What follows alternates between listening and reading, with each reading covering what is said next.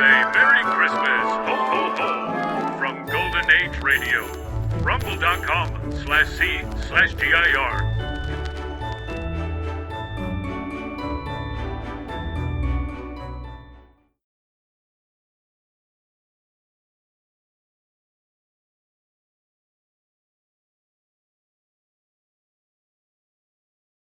Brings you Dragnet.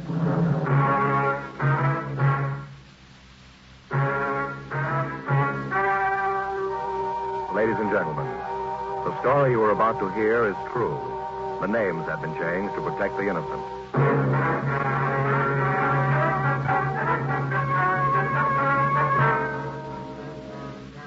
You're a detective sergeant. You're assigned to homicide detail. A small boy is reported missing from his home. His age, 9 years. Foul play is suspected. Your job, find him.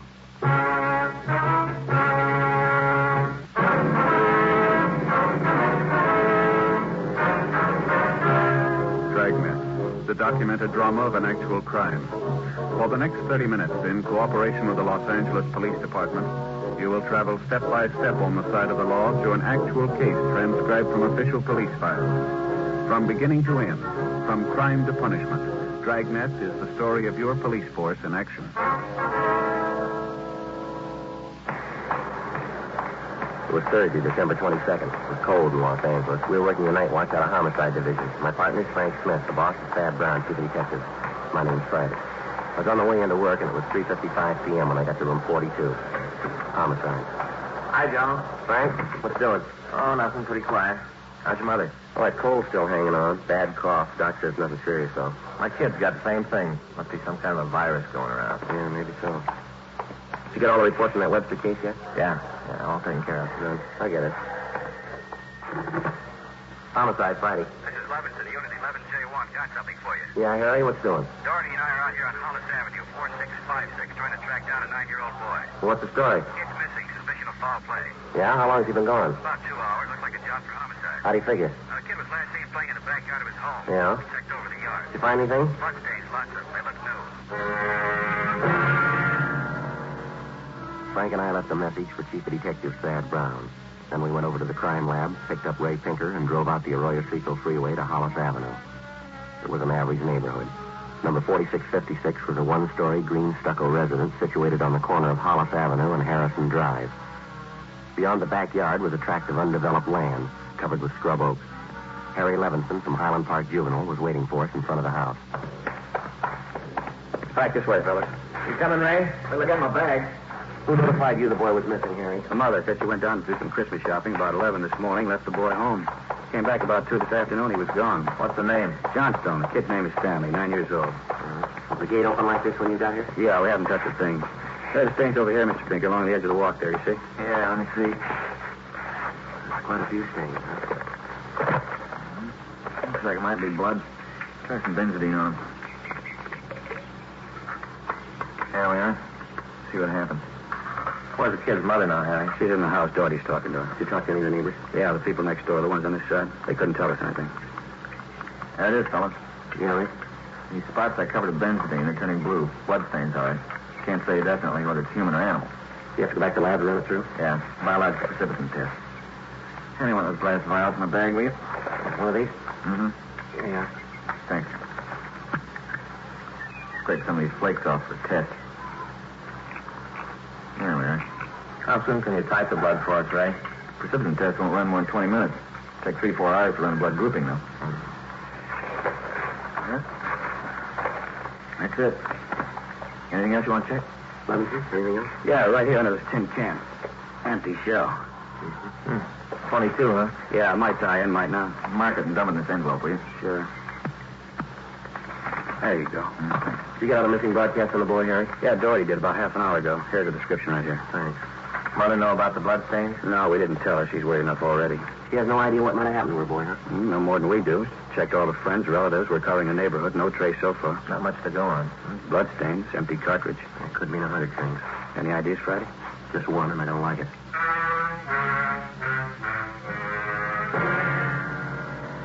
4:30 p.m., Thursday, December 22nd. The neighborhood search for 9-year-old Stanley Johnstone continued. Ray Pinker went back to the crime lab to start the precipitant test and the blood grouping. Levinson and his partner Doherty from Highland Juvenile stood by. We called Chief of Detective Thad Brown, and he ordered up a special detail to aid in the search for the missing boy. Frank and I questioned the boy's mother, Mrs. Ruth Johnstone, a woman in her early 40s. She seemed fairly calm under the circumstances. Mrs. Johnstone, is your boy Stanley in the habit of wandering off without telling you where he's going? No, he's not in the habit of wandering off, but he has done it before. When was the last time, Miss Johnstone? You don't have any children, do you, Sergeant Friday? No, ma'am. Well, there comes that time in every young boy's life when he feels that it's time to leave home. Go out on his own. Usually happens somewhere around 8 to 10. Yes, ma'am. I think I know what you mean. I have a boy. Well, then you know how it is. My husband and I scolded Stanley one afternoon after school, and he was quite put out about it. Thought George and I were unfair. Packed a few of his things and left. Well, how long was he gone, ma'am? Oh, no time at all, about 2 hours. I was worried about him, but my husband said to leave him alone. Said every boy had to go through that stage. Well, then you think he's run away from home again this time, do you? Yes, I think so. He's been gone about 4 hours now, and I have a funny feeling about it. Did you and his father happen to have some misunderstanding with the boy recently? Well, that's just it. We haven't. I don't mind telling you, now that we're talking about it. I'm getting worried. Any place around that you might like to visit, a hobby shop or a playground, something like that, where he might be? Yes, there's Jensen's model shop, Little Helen Woods, but I've already called there, and he hasn't been seen all day. I've called all of his friends, and they have no idea either. Mm-hmm. We'd like a list of all of his friends and the places that he was known to frequent, ma'am. Yes, all right. I'll give them to you. Where do you suppose he is? Where's your husband now, Mrs. Johnstone? At work. George works for the city. He's a fireman. Uh-huh. What house is he stationed at? Engine Company 12. He's working the A platoon. He'll be home tomorrow morning. I haven't told him that Stanley's gone. Was there any chance that the boy might be down at the firehouse with his father? No, he seldom goes down there anymore. No, I don't think he's there. I'm awfully worried. May I call my husband? Well, certainly. You go right ahead.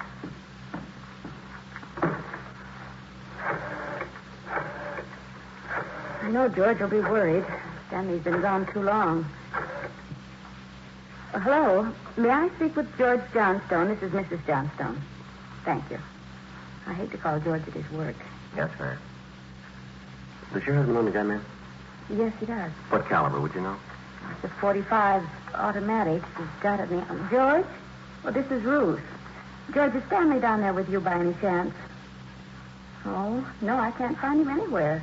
He wasn't here when I came home from doing my shopping. There are 2 policemen here. No, I said there are 2 policemen here. No, dear, I'll call you if we don't find him soon. Oh, all right. Yes, you too. Bye. I didn't think he'd be with George. Oh, that .45. Is that the only gun in the household? Yes. Why are you asking about guns? Has anything happened that you're not telling me about? No, ma'am. Just routine checking. We'll have to take a look at that .45 if you don't mind. Maybe I should tell you we do have another gun in the house, but it's all wrapped up. George bought it for Stanley's Christmas present. What if we could look at it, please? Yes, will you have to unwrap it? I'm afraid so.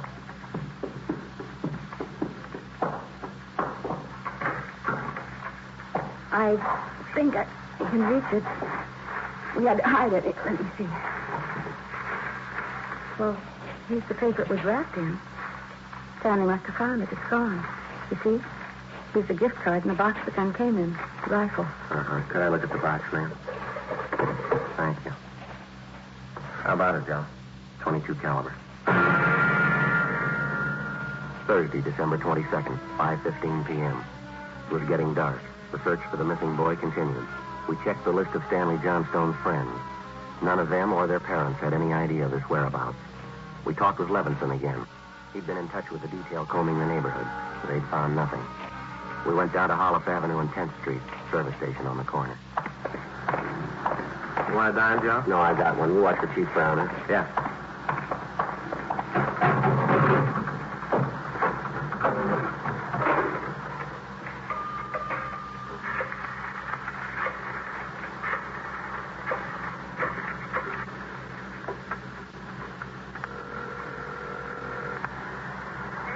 Two 667, please. Grandma, Pinker. Hi, Ray. Joe Friday. Yeah, Joe. Any sign of the Johnstone kid? No, not yet. How are you coming? Finished the precipitant test. It's human blood. Uh-huh. Working on the blood group now. You know what type the Johnstone boy had? Well, we didn't want to upset his mother. Thought I'd wait till the last thing. We're in the neighborhood. Check with the family physician. That way you won't disturb her. Yeah, we figured on that. Just a minute, Ray.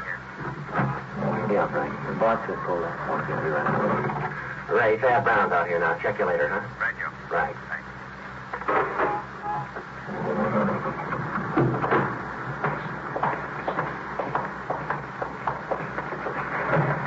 Gentlemen, how's it going? We just checked with Ray Pinker. Yeah, I know. It's human blood. What do you think? We talked with the boy's mother, Mrs. Johnstone, found the gun missing. Yep. Caliber's the same as the empty casing Levinson found, 22. You said the gun was missing. Yeah, the Johnstones were going to give it to the boys as a Christmas present. They had it hidden, but it's gone now. Any idea who took it? Well, whoever it was, they left the Christmas wrapping behind. I think maybe it was a kid. 22 rifle, huh? 9-year-old boy. When are they going to learn? First, it's carbide cannons on the 4th of July. The city issued ordinance after ordinance, but a few thousand kids around the country had to lose their eyes, fingers, hands, before the parents would give us their full cooperation to outlaw them. I know what you mean. Sure you do. You and every other cop in the country became the heavies trying to clamp down on them. That was the same story. This time it's guns for Christmas. Oh, I know what you're thinking, Chief, but we're not sure yet. Listen, Friday, there's a city ordinance against giving a gun to a kid. Now, you know that. Yeah, I know that. There's a missing boy and a missing gun. There's blood on the ground and an empty shell. That's enough for me. We're going to stay with it, Chief. Something's got to break. Yeah. I hope it's not the house of that kid's parents. Hi, Chief. I've been looking for you, Friday. Yeah, what do you got, Harry? Found the gun, a new 22 rifle. I'd say it had been fired recently. Where'd you find it, Levinson? It's back up there in that scrub oak behind the Johnstone house. Mrs. Johnstone identified it. Luckily took it down to the crime lab. Well, thanks, Harry. Miss Johnson okay? She's pretty sick now. Kilby came up with something else. What's that? There's another one missing, an 8-year-old boy. 6:30 p.m. We talked with Officer Kilby about the other missing boy. He told us that his name was Stephen Martin, 8 years old. His family had just moved into the neighborhood. It seemed that no one besides the Martin family knew that the boys played together. Mrs. Martin told us that Stephen told her that he was going out to play and he'd be home by 6 o'clock for dinner. She told us that he was an unusually prompt boy and almost never overstayed his playtime. We got a description of the Martin boy and put out a missing broadcast. We called the Johnstone family doctor. He told us that Stanley's blood was type O. At 7 p.m., we talked again with Mrs. John Martin. Are you sure Mrs. Johnson doesn't know where the boys are? She has no idea, Mrs. Martin. Oh, this is terrible. Just awful. I feel there's more to this thing, something you're not telling me. Well, there's no use to upset you until we know a few more things for sure, ma'am. Then you are holding something back. Well, please try not to worry, Miss Martin. There are certain questions we have to ask, routine questions in any kind of investigation. Is there anything else you want to know? Yes, ma'am. What's your boy's blood type? Funny question. Do you think anything's happened to him? Have you found him and you're not telling me? No, ma'am. We haven't found him, and we don't think anything's happened to him. His blood type, huh? Yes, ma'am. Well, I think I have it written down in Stevie's baby book. Yes. Yes, here it is. The type is O. Type O, thank you. I wonder if I can use your phone. Oh, yes, of course, it's in the hall. Be right back, Frank. Yeah.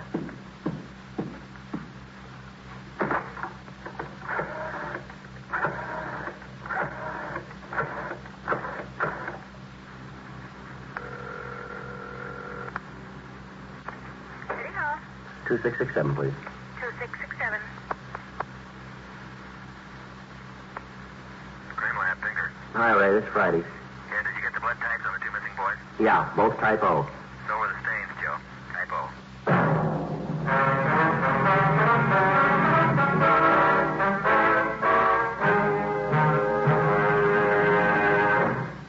You are listening to Dragnet, the authentic story of your police force in action. The modern way to sell cigarettes is the Chesterfield way, both regular and king size. And we're the only one that does it. We tell you what Chesterfields are made of to give you premium quality in both popular sizes. Our scientists select the best materials. They select for Chesterfield the world's best tobaccos, blend them just right, and they keep Chesterfields tasty and fresh with the best of moistening agents. Now, here's something else that's completely modern about Chesterfield. People smoke.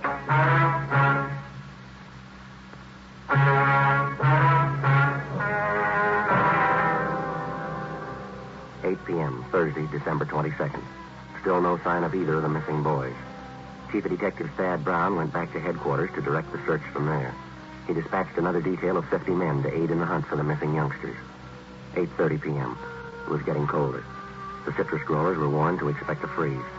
We went back up the block to see Mrs. Johnstone. Her husband had quit work early and returned home. We talked with him. He could tell us nothing more than we already knew. We still had not informed either of the families about the bloodstains and the empty cartridge casing which had been discovered in the backyard of the Johnstone home. It was more than possible that they had a right to know about our findings, but Frank and I felt there was no cause to add to their distress at this particular time. If the two missing boys were found alive and well, then the bloodstains and the cartridge would be of no concern to the relieved parents. At 8:40 p.m., Frank and I left the Johnstone house and went to the home of Mr. and Mrs. John Martin. Mrs. Martin, you said your husband worked at a market. Yes. He telephoned about 15 minutes ago and said he was closing up right away. He'll be here any minute. I do wish Stevie would call or come home. It's so cold out tonight. All he had on was a thin cotton jacket. Well, try not to worry. We're doing everything we can. He'll be all right. Stevie's father's such a sensitive man. He and the boy are so close. I know he's terribly upset. Yes, ma'am. Are you sure there's no place you might have forgotten? Some place where the boy might be? No place. No, if anything's happened to the boy, it'll just kill John.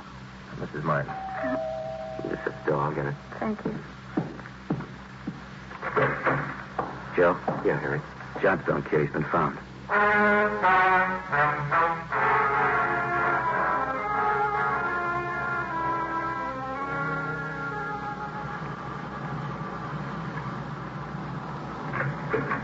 He's home, Sergeant. He's come home. Thank God he's all right. Well, where's he been? Did he tell you? No, he didn't. His clothes are all dirty, and he's acting strange. I've never seen him like this. How do you mean, Mrs. Johnstone? Well, he just came in the front door and said, "Hello, Mom," and then he sat down in a chair and stared at the floor. He talked to his father and me. Mind if I talk to him? No, go ahead. I asked him about the little Martin boy. He wouldn't tell me a thing. Well, where is he now? Right over there in the living room. Oh, yeah. Looks all right. Yes. Son, this is a police officer. He wants to talk to you. Don't be afraid, dear. He only wants to ask you some questions. Son. You see, Sergeant? Yes, ma'am. Stanley? Come on, boy, look at me. Come on, youngster, get your head up. Oh, that's better. You had your mother pretty worried, you know that? You want to tell us where you've been? So we should try to get him to eat a little something. You hear that, son? You want something to eat? Stanley, there's another little boy up the street who hasn't come home. Do you know where he is? His father and mother are worried about him, too, just like your folks were. You gotta help us find him, son. I killed him. I killed Steve with the 22. We were only playing, but I killed him. Well, how do you know you killed him? Maybe he's only hurt now, isn't it? No, he's dead. I know he's dead. The gun went off. We forgot we put bullets in it. Well, where is he, Stanley? I hit him. I was scared. I didn't want anybody to find him. Where did you hide him, son? In a cave up on the hill. I didn't mean it. He was my pal. Do you want to show us where, Stanley? Yes, sir. I'll show you. Please don't send me to jail.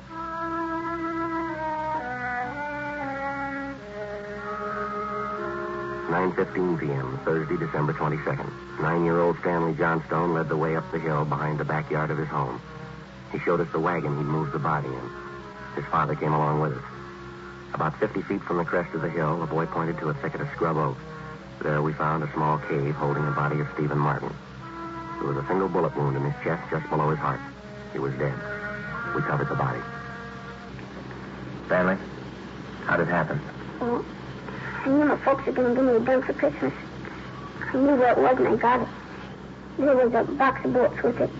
Were you pointing the gun at Stephen, son? No, sir. No, sir, I wasn't. It was Steve's turn to play with it. I was chasing him. He tripped over that stump there and he fell. The gun hit him in the stomach and it went off. Now, why do you think you killed him if you're telling us the truth here? I'm telling the truth. Honest, it's the truth. All right, I believe you, son, but why do you think you killed him? It was my gun. He'd still be alive if I didn't go get it. I should have waited till Christmas. It's all my fault. Where have you been all this time? In the cave with Steve. What were you doing in there, son? I was praying. I was praying for God to make him alive again.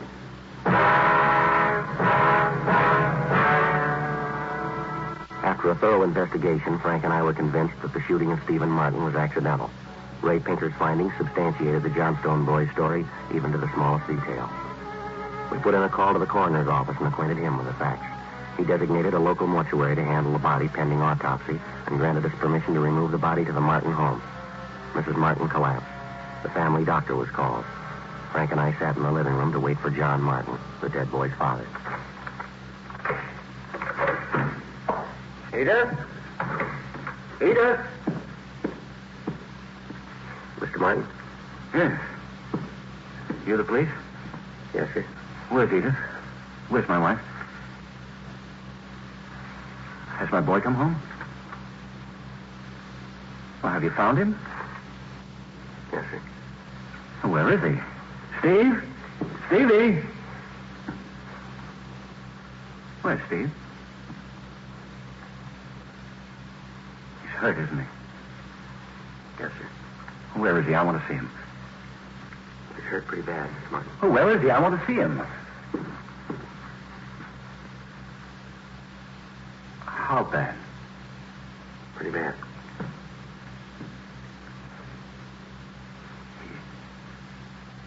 He's dead.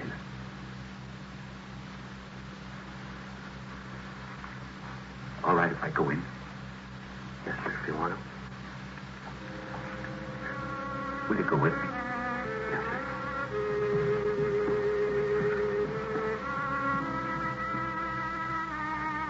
Don't make it any harder on yourself, Mr. Martin. I want to see my boy.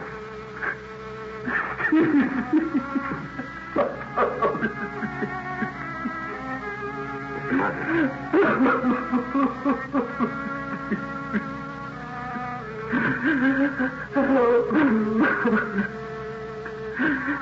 Stevie, listen to me, son. I got a lot of nice things for Christmas. Everything you wanted. I could get us 3 new cars for the train. The one with a searchlight on it really works, son. I got you the new switch you wanted. Now I'm so trapped now. No. Now you can have a big way.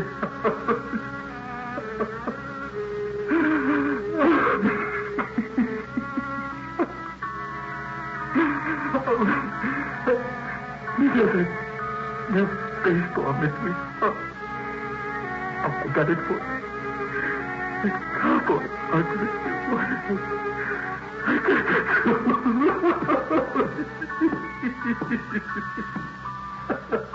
Mr. Martin.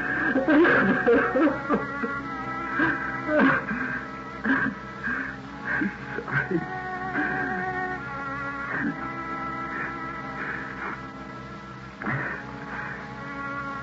What happened? It was an accident. He was playing with a Johnstone boy up the street, playing with a gun. It went off. What was the other boy's name? Stanley Johnstone. It was an accident. Mr. Martin, where are you going? I want to see that boy. We had no idea what the dead boy's father had in mind. We didn't feel that we should try to restrain him. We went along with him up the street to the Johnstone home. I'm Stevie's father. Where's your boy? I'm sorry. Where's your boy? He's right here. Won't you come in? It's all right, Miss Johnstone. You the boy that was with Stevie? Yes, sir. What's your name? Daniel. I'm sorry, Mr. Martin. I know it wasn't your fault, Stanley. I wonder if you'd do something for me. Yes, sir. I've got a lot of nice presents for Stevie. I know he'd want you to have them. I want to give them to you. Christmas Eve. Mom? I think that'd be a fine idea, son. Come on, Frank. Yeah.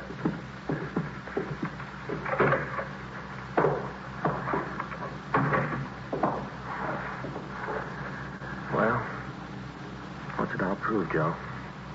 You don't give a kid a gun for Christmas.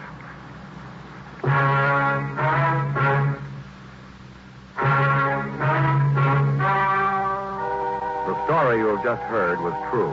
The names were changed to protect the innocent. On December 24th, the coroner's inquest was held in the county morgue, County of Los Angeles, State of California. In a moment, the results of that inquest.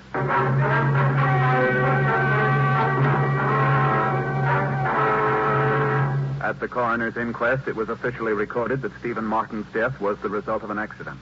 Stanley Johnstone was absolved of any legal responsibility for his friend's death. You